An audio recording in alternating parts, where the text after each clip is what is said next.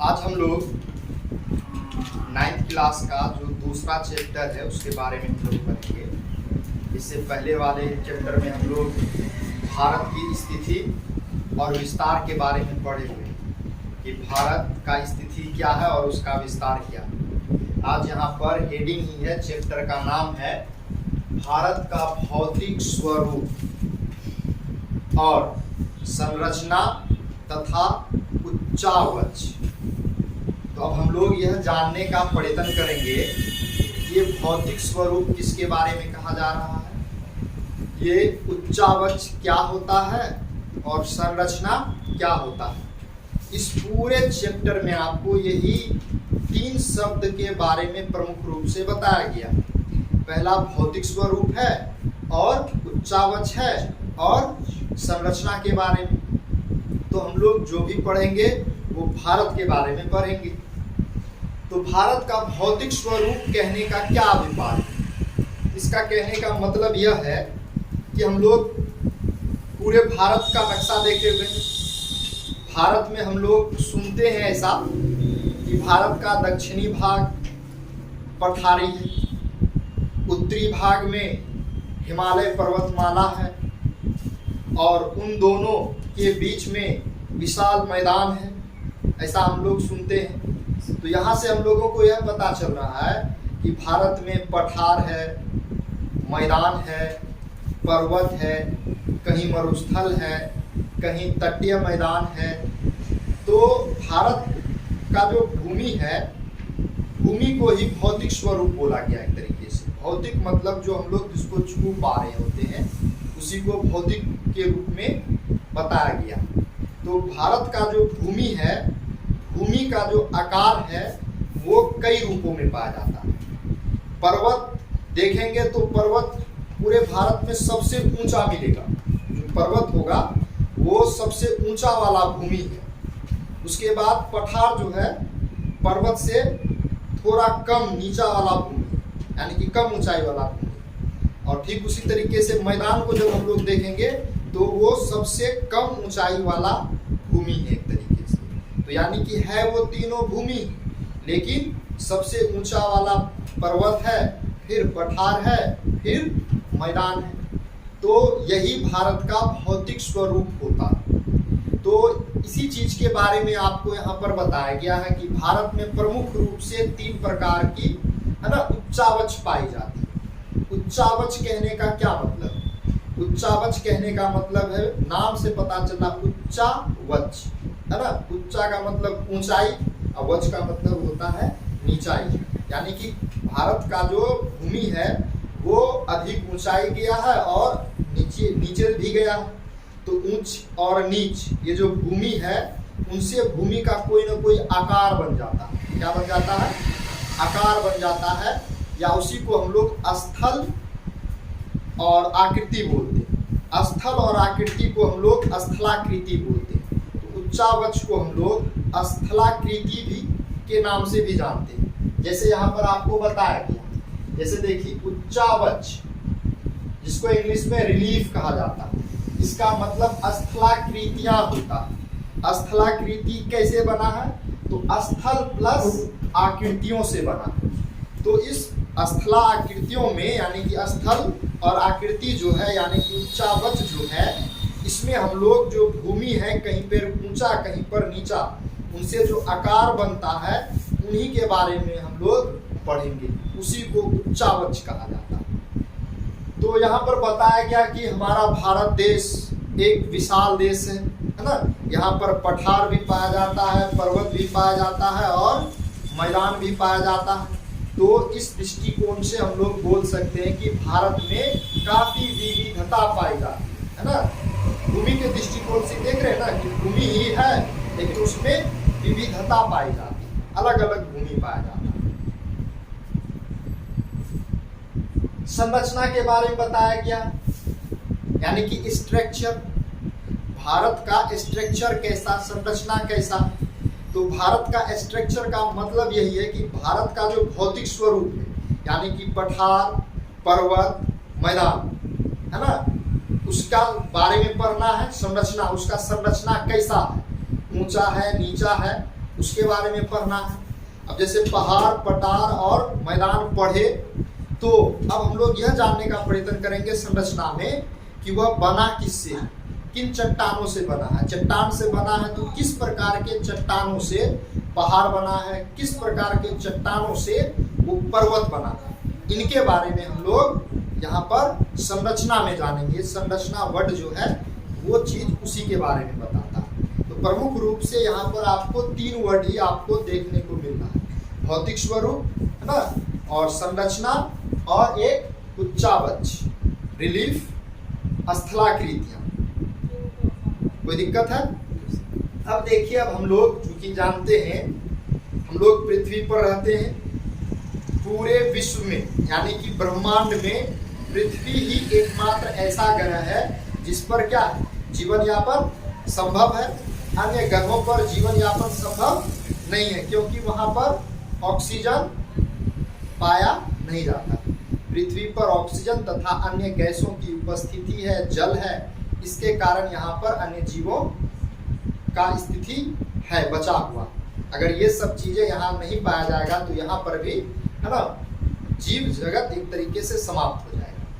तो जो पृथ्वी है, उसी पृथ्वी के हम लोग जो सबसे ऊपरी परत, पृथ्वी हम लोग जानते हैं गोल होता, तो पृथ्वी का जो सबसे ऊपरी परत है, ऊपरी परत पे ही हम लोग रहते हैं।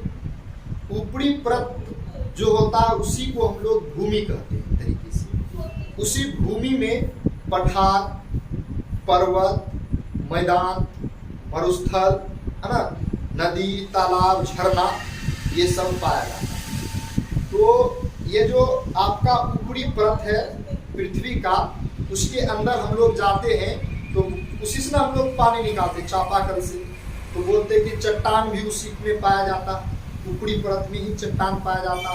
और जब चट्टान के अंदर जाया जाता है, चट्टान यानी कि बड़ा बड़ा पत्थर उत्थर जो रोड पर बिछाया जाता है उसको लाने के लिए, तो जैसे जैसे हम लोग पृथ्वी के अंदर जाते हैं तो गर्मी बढ़ता जाता है। तो गर्मी बढ़ने का कारण क्या होता है कि पृथ्वी के अंदर जो है नाभिकीय ऊर्जा उत्पन्न होते रहता है। नाभिकीय ऊर्जा यानी कि उत्सर्जित होते रहता है, जिसके कारण वहाँ का तापमान बढ़ जाता है। जैसे सूरज के बारे में हम लोग जान रहे हैं, सूरज से हम लोगों को क्या मिलता है, तापमान मिलता है।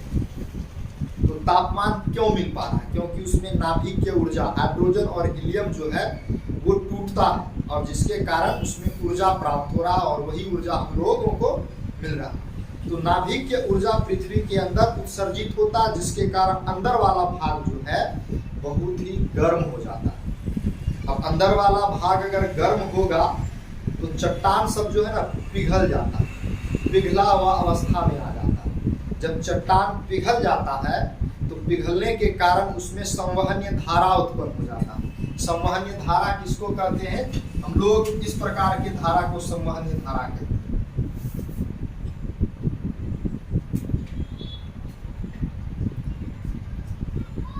इस प्रकार का धारा उत्पन्न हो जाता है, ठीक है। तो ये धारा क्या करता है, पृथ्वी के अंदर ही, है ना, एक तरीके से आघात मारता है, यानी कि झटका देता है चट्टानों पर। जैसे कि हम लोग क्या करते हैं, पानी को किसी भी बर्तन में रख करके उसको चूल्हा में रख देते हैं, पानी क्या होता है, गर्म होता है। पानी गर्म होने के बाद पानी के ऊपर में संवहन गैस का संवहनीय धारा बनने लगता है। जो पानी जलवाष्प में बनता है ना, उसका संवहनीय धारा बनने लगता है, और वो संवहनीय धारा के रूप में ही पानी गर्म होता है धीरे धीरे। तो वो पानी जब वाष्प के रूप में बदल जाता है तो उसमें क्या आ जाता है, एक तरीके से पावर आ जाता, बल आ जाता, वो ऊपर का ढक्कन को क्या करने लगता, उठाने लगता। तो वैसे ही पृथ्वी के अंदर भी वो संवहनीय धारा जो है ना झटका मारने लगता, बल लगाने लगता, जिसके कारण जो चट्टान है, चट्टानों में दरार पड़ने लगता है। पृथ्वी का जो ऊपरी परत है उसमें जो चट्टान पाया जाता है, उस चट्टानों में दरार उत्पन्न पड़ जाता है, दरार आ जाता है। और कभी कभी यह दरारें इतना ज्यादा होता है जिसके कारण पृथ्वी का जो ऊपरी परत है वो कई भागों में टूट गया, कई भागों में टूट गया। तो ऐसा हमेशा होते रहता है, और ये इसके कारण जो कई भागों में टूट जाता है तो ये प्लेट फिर आप गति करने लगता है। जो अलग अलग खंड बनता है उसी खंड को हम लोग भूखंड के नाम से जानते हैं या विवर्तनिक प्लेट के नाम से जानते हैं। भूखंड या विवर्तनिक प्लेट, जो दरार पड़ने के कारण जो पृथ्वी है, पृथ्वी के ना ऊपरी परत कई खंडों में टूट जाता है और प्रत्येक खंड को भूखंड या विवर्तनिक प्लेटों के नाम से हम लोग जानते हैं। और ये प्लेटें हमेशा गतिशील होता है और जिसके कारण ये जो है पृथ्वी पर कई दिशाओं में गति करने लगता है। कुछ प्लेट एक दूसरे के निकट आता है, कुछ प्लेट एक दूसरे के से दूर जाता है। तो अभी हम लोग देखते हैं पूरे विश्व में 7 महादेश है, अलग अलग जगह पर स्थित है। कैसे हो पाया? तो ये इसी कारण हो पाया, जो प्लेट जो है वो टूटा। तो यहाँ पर उन्हीं के बारे में आप लोगों को बताया गया, जो चीज हमें यहाँ पर अभी बोले कि पृथ्वी की सबसे ऊपरी परत है ना, उसके भीतर नाभिक की ऊर्जा उत्पन्न होती है। उन्हीं सभी चीजों के बारे में यहाँ पर बताया गया। अब आपको एक बहुत ही महत्वपूर्ण घटना के बारे में आप लोगों को बताएं। आज हम लोग क्या जान रहे हैं कि पूरे पृथ्वी पर 7 महादेश है, 5 महासागर है। महासागर बोले या महादेश बोले, उसका एक प्लेट है ना, एक भूखंड है धरती का, जैसे उत्तरी अमेरिका है ना, भूखंड है एक तो, दक्षिणी अमेरिका एक भूखंड है, एशिया एक भूखंड है ना, उसी तरीके से अफ्रीका एक भूखंड है, ऑस्ट्रेलिया एक भूखंड है और उसी प्रकार से आपका अफ्रीका या यूरोप एक अलग भूखंड है, प्लेट है वो एक तरीके से हम लोग कह सकते हैं। तो सभी अभी अलग अलग जगह पर है, लेकिन आज से लगभग 30 करोड़ वर्ष पहले सारा का सारा प्लेट एक जगह पर स्थित था। यानी कि पृथ्वी पर केवल और केवल एक महादेश और एक महासागर था। एक महादेश और एक ही महासागर था। एक महादेश जो था उसका नाम पेंजिया था। क्या नाम था? पेंजिया। यहाँ पे देखिए बताया गया है ना। आज से 30 करोड़ वर्ष पहले पृथ्वी पर केवल एक महादेश जिसका नाम पेंजिया था, एक ही महादेश था, और एक महासागर जिसका नाम पैथालासा था। यही दोनों स्थित था पृथ्वी पर। और ये जो आपका बोले पेंजिया महादेश, उस महादेश में पूर्व से पश्चिम एक छिछला हुआ सागर था, यानी पतला सा सागर था। तो आज से 30 करोड़ वर्ष पहले केवल इसी प्रकार का खंड बना हुआ था पृथ्वी पर। लेकिन हम लोग जाने कि पृथ्वी के अंदर नाभिक की ऊर्जा उत्पन्न होता है, जिसके कारण क्या हो रहा होता है ना, संवहनीय धारा उत्पन्न होता है और ये धारा एक तरीके से आघात उत्पन्न करता, बल लगाता, जिसके कारण प्लेट अलग अलग भागों में टूट जाता है। तो लगभग कई साल पहले, आज से कई करोड़ों वर्ष पहले, ठीक हुआ क्या, बहुत ही ज्यादा बल के कारण पूरा का पूरा पेंजिया महादेश जो है कई भागों में टूट गया, कई खंडों में बढ़ गए। बढ़ने के कारण और ये सभी प्लेट जो है, भूखंड जो है, अलग अलग दिशाओं में गति करने लगा और जिसके कारण आपका अलग अलग महादेश का निर्माण हुआ। तो उस समय जो प्लेट टूटा उनमें और भी कई प्लेटें हैं। तो यहाँ पर प्रमुख रूप से आपको 7 ही प्लेटों के बारे में बताया गया। जो पृथ्वी का जो पेंजिया महादेश था वो टूट करके ना कई प्लेटों में बढ़ गया, कई भूखंडों में बढ़ गया, जिनमें प्रमुख 7 प्लेटों के बारे में आपको यहाँ पर बताया गया। जैसे कि आपका प्रमुख प्लेट है, एक उत्तरी अमेरिका का प्लेट, एक दक्षिणी अमेरिका वाला प्लेट है, उसी तरीके से अफ्रीका वाला प्लेट है, उसके बाद एक ऑस्ट्रेलियाई प्लेट, ऑस्ट्रेलिया का, उसके बाद एक यूरेशियाई प्लेट, यूरेशिया वाला, यूरोप और एशिया दोनों मिला हुआ प्लेट को यूरेशिया बोला जाता है।